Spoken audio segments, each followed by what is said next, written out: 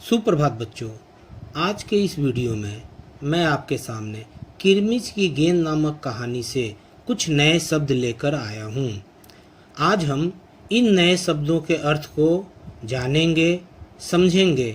जानने और समझने के बाद बच्चों, यहाँ दिए गए शब्दों के अर्थ को आप याद करके शब्द अर्थ को सुंदर सुंदर अक्षरों में लिखने का प्रयास करेंगे। लिखते समय इस बात पर आप ध्यान देंगे कि हर एक शब्द सही हो। तो प्रस्तुत है कुछ शब्दों के अर्थ। पहला शब्द है लू। लू मीन्स होता है गर्म हवा। बच्चों, आप मेरे पीछे पीछे बोलेंगे। लू, लू का अर्थ होता है गर्म हवा। बच्चों, आप जानते हैं मई के महीने में जब गरम गरम तेज हवाएं चलती हैं तो उन गरम गरम हवाओं को हम लू कहते हैं। ठीक है, इसका वाक्य में प्रयोग होगा लू। लू मीन्स गर्म हवा। मई के महीने में गरम गरम हवाएं चलती है, इन हवाओं को हम लू कहते हैं।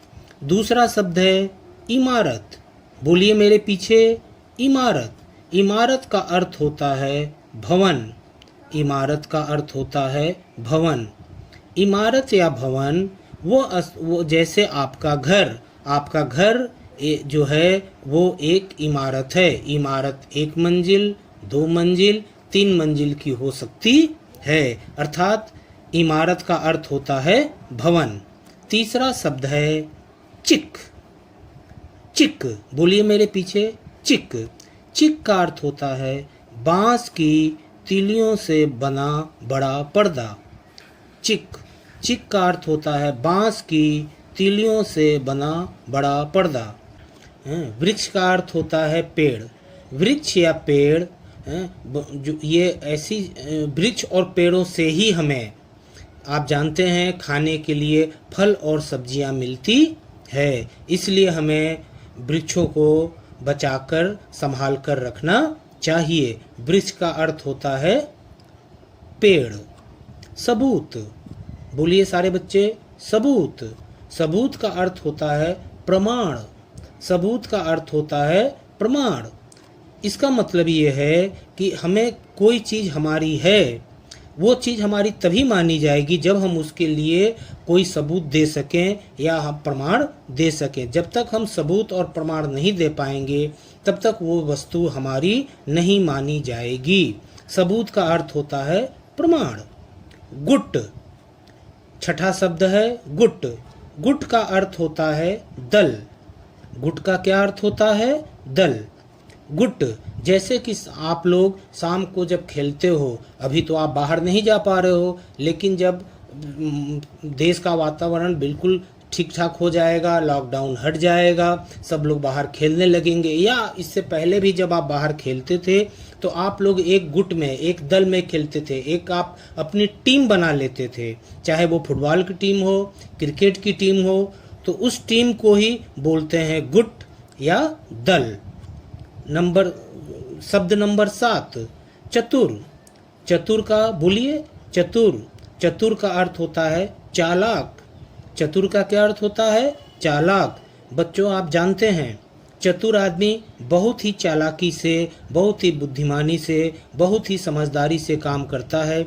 जो व्यक्ति बहुत चालाकी से, समझदारी से और बुद्धिमानी से काम करता है, उस व्यक्ति को चतुर कहा जाता है। सिद्ध करना, 8वां शब्द है सिद्ध करना। बोलिए मेरे पीछे, 8वां शब्द सिद्ध करना। सिद्ध करने का अर्थ होता है साबित करना। क्या अर्थ होता है सिद्ध करने का? साबित करना। अगर कोई चीज़ हमारी है और हमें कहना है कि ये चीज़ हमारी है, तो उसके लिए हमें सिद्ध करना होगा, साबित करना होगा कि ये चीज़ हमारी है। मुसीबत। मुसीबत, मुसीबत का अर्थ होता है आफत। मुसीबत का अर्थ होता है आफत।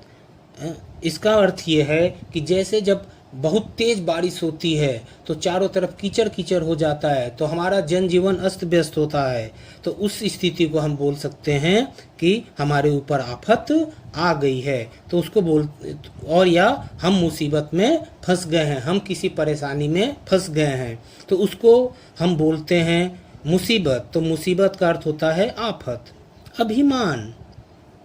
अभिमान। अभिमान का अर्थ होता है घमंड। अभिमान का क्या अर्थ होता है? घमंड। बच्चों, किसी किसी व्यक्ति को किसी किसी बातों पर अभिमान हो जाता है, उसे घमंड हो जाता है और वो उस पर बड़ा ही गर्व करता है। तो अभिमान का अर्थ होता है घमंड। आबादी। आबादी का अर्थ होता है जनसंख्या। आबादी का अर्थ होता है जनसंख्या। बच्चों, आप जानते हैं कि हमारे देश की आबादी बहुत अधिक है, अर्थात हमारे देश में बहुत ज़्यादा जनसंख्या में लोग रहते हैं। तो आबादी का अर्थ होता है जनसंख्या। घूस। 12वां शब्द है घूस।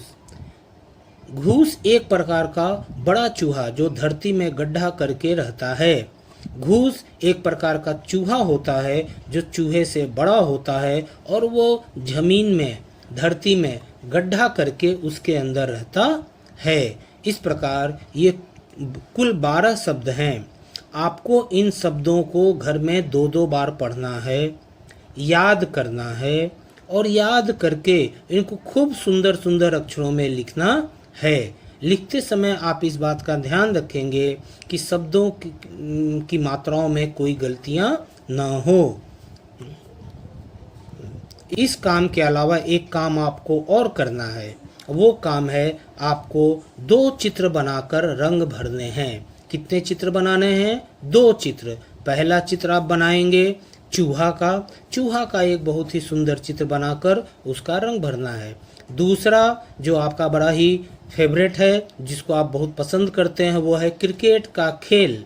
और क्रिकेट के खेल में हम लोग बल्ला और गेंद का इस्तेमाल करते हैं, जैसा कि इस कहानी में भी हुआ है। तो आप एक बल्ला और एक गेंद का चित्र बनाकर उसमें रंग भरेंगे।